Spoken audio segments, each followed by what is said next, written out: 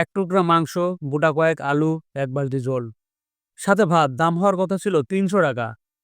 মিজান সাহেব নিচ্ছে মাত্র ১০০ টাকা। বেচারা কতই না লছিয়ে দিচ্ছে গো। আর এই সুযোগে আমরা মিজানের হোটেলে হুমড়ি খেয়ে পড়ি। আবার একদল লোক ভাত না পেয়ে টুকেন কেটে আলুর সাথে ঝোল ও এক টুকরা মাংস নিয়ে না এলে দাঁড়িয়ে থাকে সে ভাত কখন কপালে জুটবে।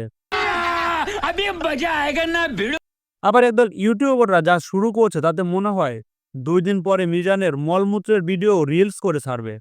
तू समझा? हाँ। नहीं, तू समझा नहीं। আবার মিজান ভাই যাদের জন্য এই প্যাকেজ চালু করেছিল সেই গরিবদের কপালে এই খাবার আর জুটে কিনা তা নিয়েও রয়েছে সন্দেহ। আর এরা না জোটার জন্য কিছু আবাল সাবাল হুজুগে পাবলিক দায়ী।